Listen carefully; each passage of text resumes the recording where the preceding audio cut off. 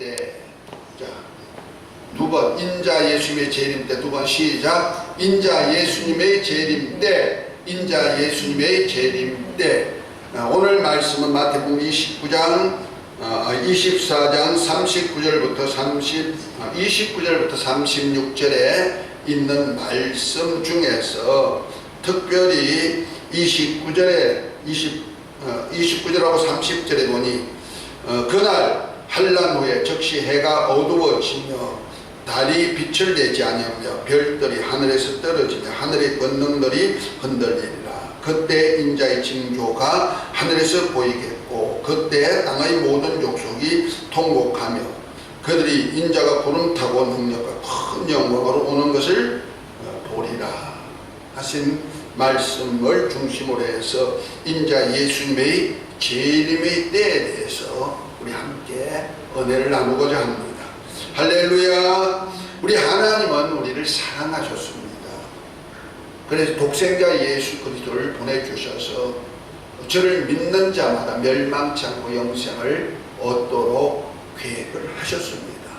특별히 그 계획은 창세전에 예수 그리스도 안에서 하늘에 속한 신령한 복을 주도록 계획한데 그것이 바로 우리로 하나님의 아들들이 되게 하는 그 역사를 우리에게 펴시도록 창세전에 계획했고 그 아들들로 하늘나라를 유업받아서 살 수 있게 하기 위해서 또한 이 땅에 하나님의 아들의 영을 주어서 아들처럼 그의 예수님이 하셨던 일을 함께 동력하는 동력자로 삼으셨습니다. 그래서 나라와 권세와 영광이 오직 아버지께만 있게 한 그 나라를 세우도록 이제 하는 것이 바로 기독교회입니다. 아멘. 그러기 위해서 예수님께서 인자로 이 땅에 오셨는데 이것이 바로 태초에 말씀이신 하나님이 육신이 되어가지고 아버지의 은혜와 진리를 가지고 이 땅에 오셔서 이 은혜와 진리의 복음을 전하는 일을 하는데 이걸 통해서 많은 사람을 구원시킵니다. 이렇게 인자 예수님이 오시기 위하여서 육신을 입고 이 땅에 여자의 후손으로 마귀를 멸하고 마귀에게 속한 자를 구원하기 위해서 이 땅에 오셨을 때는 그냥 하나님의 모습 가지고 온 것이 아니고 자기를 비어 종의 형상을 입고 사람의 모습으로 오셨는데 이것을 히브리서 2장 9절에 보면은 천사보다 조금 못하게 하심을 입은 자 곧 죽음과 고난의 관을 쓰고 오셨다 이렇게 말합니다. 이렇게 하신 목적이 뭐냐? 바로 모든 사람을 위해서 죽음을 맛보시기 위함이고 또 많은 아들들을 이끌어서 영광의 나라에 들어가고자 하심이라고 말씀합니다. 이 과정에서 하나님께서 택하신 자가 있는데 그것이 바로 노아를 택하였고 아브람을 택하였고 또 아브람의 후손 이스라엘을 택하여 가지고 우리 주님이 여자의 후손으로 곧 동정녀 마리아를 통해서 이 땅에 육신을 입고 탄생할 길로 그들을 택하셨습니다. 그들을 하나님의 백성이라고 말하죠. 그래서 이스라엘에게 하나님이 아브람에게 너 후손을 내 백성으로 삼고 내가 그들이 하나님이 되겠다 곧 왕이 되겠다 이렇게 약속을 한 것이 창세기 17장에 나오죠. 이를 할례 언약을 통하여서 하나님의 백성이 증표를 가지게 했습니다. 그래서 이스라엘 백성 곧 하나님의 백성 된 증표로 그들은 하나님의 백성이라는 것을 할례로서 신앙 고백하고 있죠. 지금도 그들은 하나님의 백성으로서 산다고 지금도 할례를 행하고 그렇게 살고 있는 백성들입니다. 이들은 하나님께서 예수 그리스도가 오실 통로를 만들기 위해서 하나님이 택한 사람들이죠. 그런데 그들은 예수님이 이 땅에 오셨지만은 곧 예수님께서 왕으로 메시아로 이 땅에 오셨지만 그들이 예수님을 알지 못하고 배척해버리고 그를 십자가에 죽게까지 하는 일을 한 것이 바로 이스라엘 백성들이 했다는 사실을 우리는 성경을 통해서 볼 수가 있습니다. 그러나 하나님께서는 그 사건을 통하여서 또한 하나님의 일이 실패된 것이 아니고 그를 통해서 더 좋은 일을 하기를 원하셨는데, 그것이 바로 뭐라 하면은 우리 예수님이 십자가의 죽으심을 통해서 우리 죄를 대신 담당케 하시고, 아멘. 그래서 우리 죄를 담당하여 대신 죽게 만들고 우리 저주를 담당하여서 대신 십자가에 달리신 고난을 당하셔서 우리로 죄에서 해방하게 만들고 우리에게 하나님의 평안으로 평안하게 할 뿐 아니라 아들의 영을 주어서 우리가 예수님을 믿고 예수님을 영접하는 자에게는 하나님의 자녀가 되는 권세를 주신다 하고 요한복음 1장 1절부터 쭉 이렇게 말씀합니다. 다시 말해서 태초에 말씀이신 하나님, 그가 모든 세계를 창조하신 창조주시고 또 자기 백성을 죄에서 구원하고 자기 백성과 영원히 함께하기 위해서 하나님이 오셨지만은 자기 백성이 그를 알지 못하고 그를 배척해버렸단 말이에요. 그러나 하나님은 그 배척한 그들도 그 사건을 통해서 하나님은 그 예수님을 믿고 영접하는 자에게는 하나님의 자녀가 되는 권세를 주었는데, 이 자녀의 권세를 주기 위하여서 우리 주님이 하늘에 올라가시고 지금 대주제가 되어서 세상을 다스립니다. 할렐루야. 그뿐 아니고 아버지께 구해서 보혜사 성령을 보내주시고 누구든지 예수님이 하나님 아들 그리스도인 것을 믿기만 하면은 하나님의 자녀가 되도록 하나님의 은혜를 베푸십니다. 아멘. 그것이 바로 예수 그리스도 안에 있는 은혜와 진리로 우리를 죄에서 구원하시고 또 사망에서 구원하시고 그리고 마귀에서 구원하시고 더 나아가서 하나님의 진노에서 구원해가지고 하나님의 가족이 되게 만들고 또 그리스도와 함께한 후사로서 고난도 영광도 함께 참여하는 복을 허락하신 줄 믿으시기 바랍니다. 이것이 바로 하나님의 아들들이 바로 기독교회입니다. 이에 대해서 로마서 8장에 보면 잘 표현하고 있는데, 로마서 8장 1절 2절에 보면은 이제 그리스도 예수 안에 있는 자들에게는 결코 정죄함이 없나니 이는 그리스도 예수 안에 있는 생명의 성령의 법이 죄와 사망의 법에서 너희를 해방하였다, 이렇게 말씀합니다. 이 죄와 사망의 법은 우리를 죄인 것을 깨닫게 만들고 죄값으로 너가 죽었다 하고 우리를 정죄하는 법인데, 이것이 율법이거든요. 이것이 바로 이스라엘 백성에게 주었던 법인데, 그러나 율법 안에서는 거룩한 자가 없고 율법 안에서는 의롭다는 자가 없기 때문에 다 죽었다는 것을 알려주는 법이라 죄와 사망의 법이다. 그리고 또 율법 안에서는 다 죽음이 있고 저주가 있음을 알려주는 법이기 때문에 두려워하는 법이다. 그래서 로마서 8장 15절 보면 너희가 무서워하는 종의 영을 받지 아니하고 이렇게 말하면서 그것을 종의 영으로 표현했죠. 그런데 우리 주 예수 그리스도 안에 있는 은혜와 진리, 그 안에 사는 자에게는 결코 정죄함이 없을 뿐 아니라 또 하나님의 아들로 거듭나게 만들어서 우리를 영원한 나라를 유업받을 수 있는 생명의 성령의 법이 되게 만들고, 예수 그리스도 안에 있는 생명의 성령의 법으로 우리가 하나님의 자녀로서 후사로서 영광에 이를 수 있는 복을 주신 줄을 믿으시기 바랍니다. 그래서 히브리서 2장 11절에 보면 거룩하게 하신 예수님과 거룩하게 하신 우리가 하나에서 난지라 형제라 하기를 부끄러워하지 마신다 말씀하시고, 자녀들 곧 예수님을 인해서 우리가 하나님을 아버지라 부를 수 있는 자녀가 된 우리들을 위해서 예수님께서 육체를 입고 이 땅에 와서 가지고 마귀를 멸하고 마귀에게 매어서 죽기를 무서워 종살이하는 모든 자를 해방시키는 일을 하셨다고 말합니다. 할렐루야. 이것이 바로 천국 복음이요, 이것이 바로 우리에게 주신 영원한 은혜의 복음인 줄 믿으시기 바랍니다. 그래서 지금 은혜의 복음 안에서 우리가 이렇게 삽니다.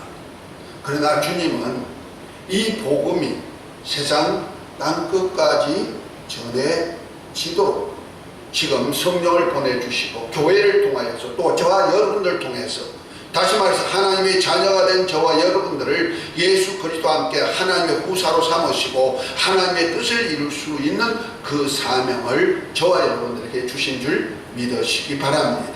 다시 말해서 예수님이 이 땅에 오신 것은 스스로 무엇을 하려고 온 것이 아니고 아버지의 뜻을 이루었는데, 아버지의 뜻은 마지막 날에 저를 믿는 자마다 모두 살리고자 하는 그 일을 위하여서 이 땅에 오셨듯이 우리에게도 예수 그리스도 안에 있는 은혜, 그 생명의 성령의 법을 가지고 많은 사람들에게 복음을 전해가지고 이 복음을 전해서 영혼을 구원하고 많은 아들들을 얻는 그 사명을 주님과 함께 감당하는 일을 하게 하는 겁니다. 할렐루야. 그래서 저와 여러분들에게 성령이 임하는 권능을 받고 예루살렘과 온 유대와 사마리아와 땅끝까지 이르러서 예수님 안에 있는 은혜와 진리의 복음을 전하게 합니다.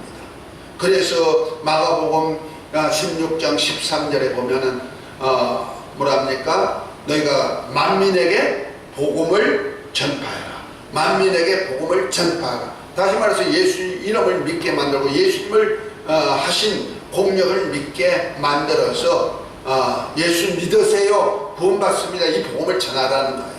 그렇게 하면은 구원을 얻는 역사가 이루어지고 또 그들 믿는 자들에게는 또한 예수 이름을 기업으로 주어가지고 그 이름 가지고 귀신도 쫓아내고 방언도 말하게 하고 또 마귀도 잡고 그 다음에 독을 마셔도 해를 받지 않도록 보호도 받게 만들고 그뿐 아니라 손을 얹는 병든 자도 고치는 그 권능까지 주어가지고 주님이 하셨던 일을 함께 하게 하십니다. 할렐루야. 이 사역이 언제까지 일어나느냐? 세상 끝날 부분까지 이루어지기를 원합니다. 그래서 우리가 지난번에 마태복음 24장에 바로 그 끝날에 대해서 어떤 현상이 있을 것입니까 하고 또 끝날의 징조가 어떤 것입니까 제자들이 예수님께 물었을 때 하신 말씀이 바로 마태복음 24장 14절에 보면 이렇게 표현하고 있죠. 이 천국 복음이 모든 민족에게 증거되기 위하여 온 세상에 전파되리니 그제야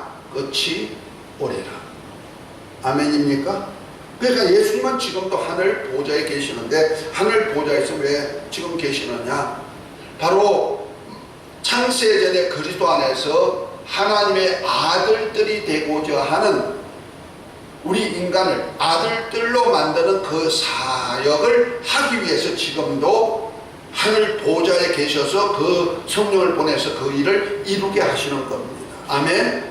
그래서 많은 아들들의 수가 차기까지 주님은 지금 기다리고 계시고 그 아들들이 하늘나라에 들어올 때 함께 살기 위해서 하나님의 나라 성 예루살렘 성을 만들고 그 성 안에다가 하나님의 아들들이 살 수 있는 처소를 주님이 지금도 예비하고 계시다고 말씀하고 있습니다. 아멘. 그래서 주님께서도 그런 약속을 하셨죠. 너희는 마음에 근심하지 말아라. 하나님을 믿으니 또 나를 믿어라. 내 아버지 집에 거할 곳이 많다.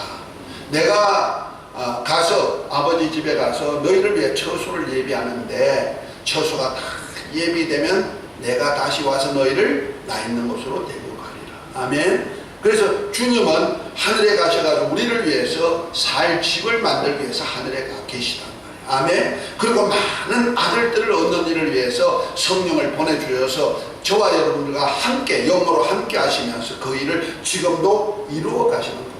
아멘. 그래서 이 천국 복음 예수 그리스도 안에 있는 은혜와 진리의 복음이 곧 생명의 성령의 법이 계속 전해져 가지고 많은 아들들을 얻는 그 수가 차면 주님이 다시 오실 것을 얘기하는데 그 다시 오실 때는 어떻게 오느냐? 가심을 본 그대로 다시 오실 것을 말씀하고 있습니다. 다시 말해서 예수님께서 이제 예루살렘에 입성하실 때는 죄송합니다. 예수님께서 인자로 오셔서 성령으로 기름 부음 받으시고 갈릴리에서 사역하실 때는 선지자로서 사역하셨다고 말씀을 전했죠. 그래서 선지자 사역으로 어둠에 있는 백성들을 천국 소식을 전하고 천국까지 이끌어가는 선지자 사역을 하는 겁니다. 그래서 해당에서 가르치시고 천국 복음을 전하시고 병든 자를 고치면서 잃어버린 영혼들을 찾아가지고 바른 길로 이끌어가는 사역을 하시죠. 그러다가 유대 사역을 6개월 동안 하는데 그것은 바로 제사장으로서 사역을 하시는 겁니다. 그래서 자기 백성을 죄에서 구원하고 세상 죄를 지고 할 어린 양으로서 죽으시기 위해서 이제 십자가에 죽으시는 사건까지를 이루는 사역을 하기 위해서 이제 유다를 거쳐서 예루살렘으로 입성하는 거죠. 그리고 입성하실 때는 또한 왕으로서 입성하는 장면을 보여주십니다. 그래서 예수님의 기름 부으심이 바로 세 가지 직분을 이루는데 선지자로서 또 제사장으로서 왕으로서의 직분을 가지고 오셔가지고 그 일을 다 이루십니다.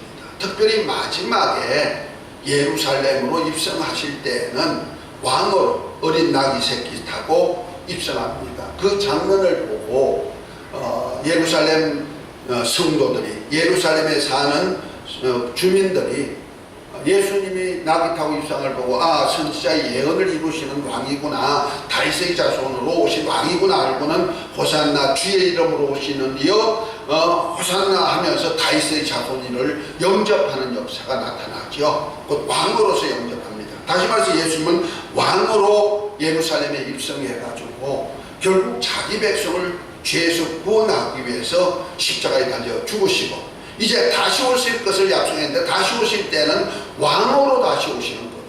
그래서 자기 백성과 영원히 함께 하기 위해서 오시는 겁니다. 할렐루야.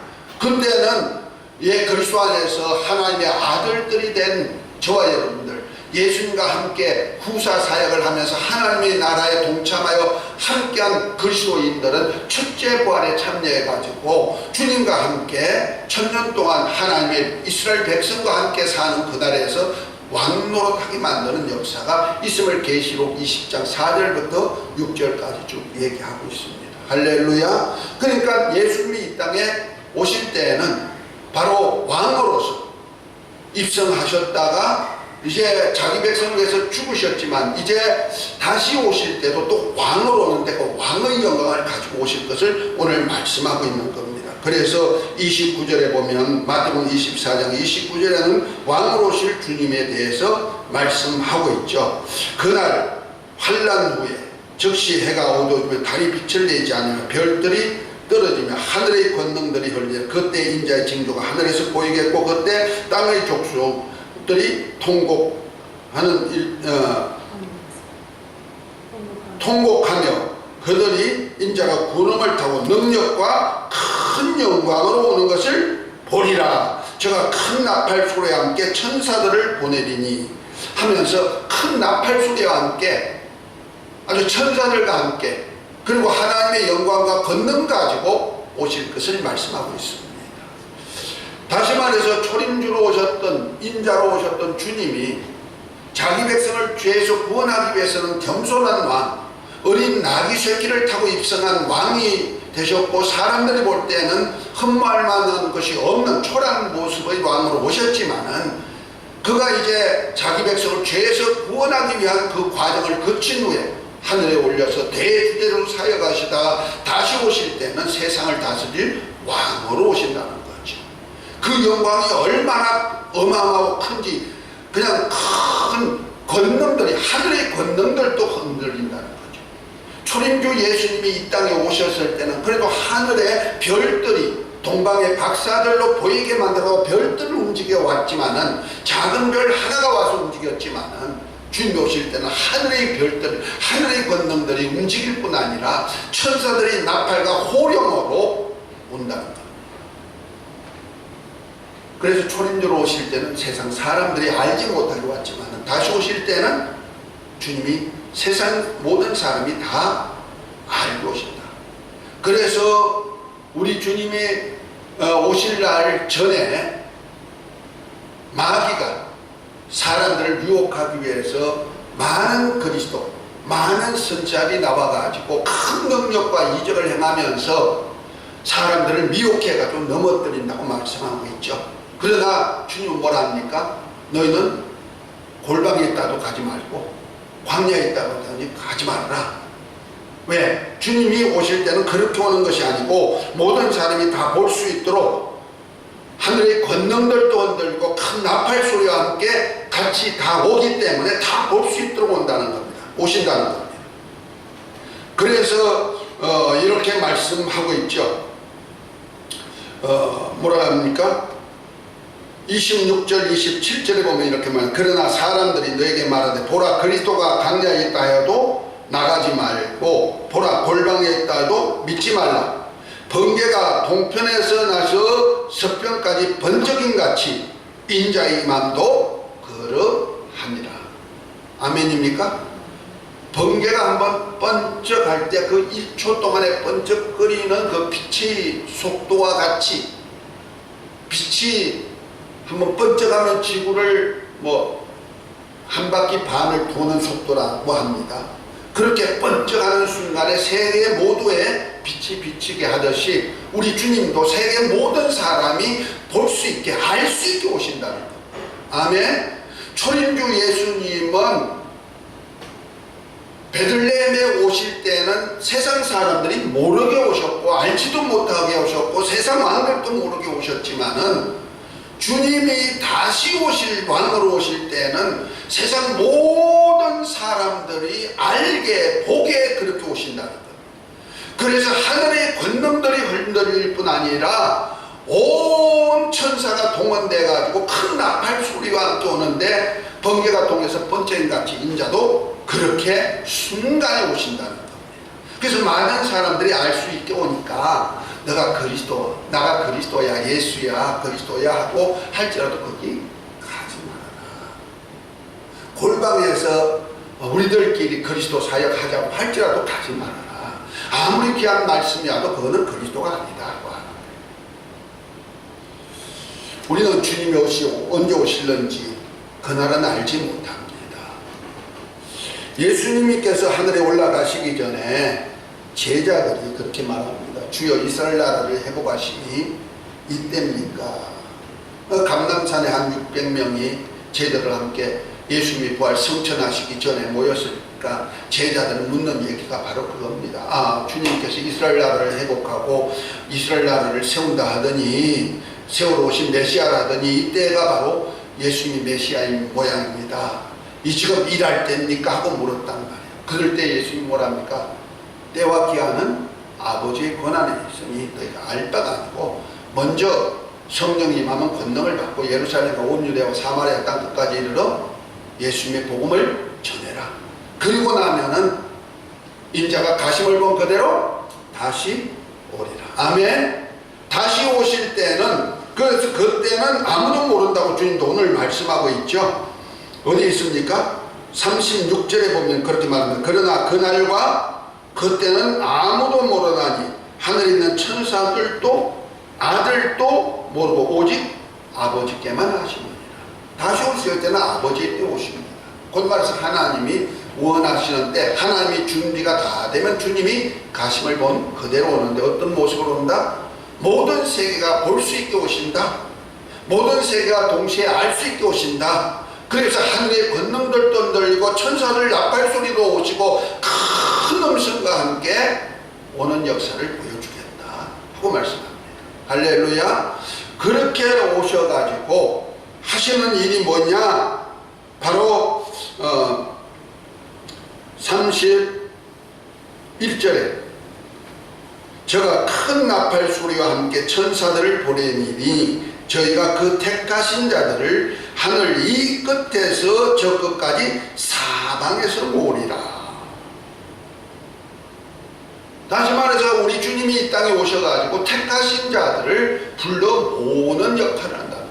이 택하신 자들을 하니까 자꾸 우리 그리스도인들로 말하는 사람들이 있어요. 이것은 그리스도인들을 얘기하는 것이 아니고 하나님의 택한 백성들, 누구죠? 이스라엘 백성들, 아브라함의 혈육의 후손들을 불러 모은다는 거죠. 그러기 위해서 어떻게 오느냐? 그 전에 우리 주님께서 예수님이 오시기 3년 반 전에 나팔을 부는 역사가 있어요. 그래서 계시록 7장에 보면은 이제 7나팔을 부는 8장에 보면 7나팔을 부는 역사가 있는데 이제 그때 전 3년 반 동안에 이루어지고 있는 사건인데 계시록 11장에 보면은 이 두 증인들에게 1260일 동안에 하나님의 권세를 주어 가지고 이 나팔을 부는 일을 하는 겁니다. 그래서 이스라엘 백성들에게 예수님이 오신다, 메시아가 시온산에 가심을 본 그대로 오신다고 이스라엘 백성들에게 이 복음을 전하는 두 증인들이 있는데 이것을 두 증인, 두 감람나무, 두 촛대, 두 선지자 이렇게 표현하고 있습니다. 둘이라는 얘기는 모세와 엘리야와 같은 사역을 하는 자 하는 뜻입니다. 이것은 하나님께서 이스라엘의 입맞은 종 12지파 중에서 12,000명씩 14만 4천에게 천사가 와가지고 하나님의 이름으로 인을 친 그들, 그 하나님의 종으로서 이스라엘 백성들에게 복음을 전하는 겁니다. 다시 말해서 초림주 예수님 때 12제자를 통하여서 천국 복음을 예수님과 함께 전했듯이 자기 백성을 위해 전했듯이 그런 사역을 하는 종들을 세웁니다. 그런데 그가 마지막 6번째 납할 때 유브라데 전쟁을 인해서 땅에 속한 자들, 적그리스도에 속한 자들에서 죽임을 당하고 사흘 반 동안에 세상 사람들이 다 볼 수 있도록 공포하는 거예요. 지금 텔레비전에 우리가 모든 것을 볼 수 있듯이 아마 텔레비전을 통해서 세계 모든 사람이 적그리스도로 말하지 않죠. 내가 메시아다. 메시아 성전을 세우고 성전에 앉아있는 내가 메시아다고 하는 메시아를 거역하면 이렇게 처형당하는 거야 하고 사람들은 공개 처형해 놓고 보게 만듭니다. 근데 사흘 반 후에 하나님의 생기가 들어가가지고 그들이 죽었던 자가 살아나고 발로 일어서가지고 하늘로 올라오라 하는 소리에서 올라갑니다. 이 장면을 모든 세계 사람들이 징조로 본다는 겁니다. 부활하셨던 주님과 같은 모습, 그들이 올라가는 모습을 보는데 그때 마지막 7째 나팔을 불면서 인자가 왕으로 이 땅에 오십니다. 아멘. 그 오셔가지고 큰 나팔 소리가 천사에게 와가지고 이들과 함께 어디 가냐면 시온산에 보는 겁니다. 이것이 계시록 14장 보면은 이렇게 표현하고 있습니다. 계시록 14장에 보면은 하늘에 또 내가 보니 보라 어린 양이 시온산에 섰고 그와 함께 14만 4천이 있었는데 그 이마에 어린 양의 이름과 그 아버지 이름이 쓴 것이 있더라 하면서 하늘에 올라갔다가 이 14만 4천이 예수님이 가셨던 그 산, 바로 감람산이면 감람산과 시온산은 같은 넘성만 다르지 같은 산이에요. 거기 오신다는 겁니다. 가심을 본 그대로 다시 오시란 그 산에 오신다는 말이에요. 누구하고? 어린 양신, 자기 백성을 죄에서 구원하신 어린 양신 예수님이 14만 4천과 함께 오는 겁니다. 자, 이때 온 이스라엘이 예수님이 메시아이신 것을 그때서야 아는 겁니다. 전 3년 반 동안에 아무리 그 두 증인들이 예수님이 진짜 메시아야, 저 성전에 앉아가 지가 그리스도란, 저는 적그리스도야, 아니야 거짓 그리스도야 알려줘도 믿지 않는다는 말이야. 그래서 그것 때문에 오히려 방해를 받으니까 적그리스도가 전쟁을 일으켜가지고 사람을 죽이고 그들을 죽이는 일을 하죠. 그러나 하나님께서 그들을 살려가지고 엘리야와 같이 올렸다가 시온산에 오신 그때부터 온 이스라엘이 예수님이 진짜 메시아, 저들이 14만 4천이 증가한 저들이 진짜 메시아구나.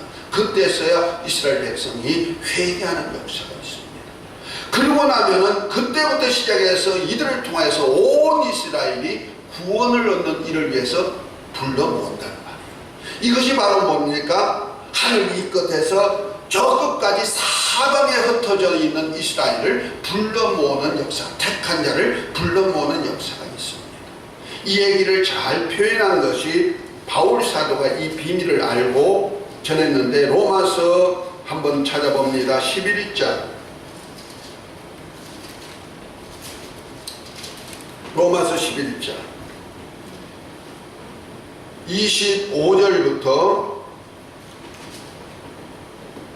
보면 이렇게 표현합니다. 읽으면서 오늘 말씀을 조금 이해하시기 바랍니다. 25절부터 제가 읽습니다. 형제들아, 너희가 스스로 지혜의 땀을 면기 위하여 이 비밀을 너희가 모르기를 내가 원치 않으니, 이 비밀은 이방인의 충만한 수가 들어오기까지 이스라엘들은 완악하게 하는 것이라. 이 이방인의 충만한 수란 얘기가 그냥 불신자라는 뜻이 아니고요, 모든 나라와 족속 중에서 복음이 전해져 가지고 예수를 믿는 하나님의 아들들의 수가 충만해지면 하는 뜻입니다. 아들 수가 충만해지면은 그때까지 이스라엘을 완악하게 했다는 거죠. 그리하여 26절에 그리하여 온 이스라엘이 구원을 얻으리라.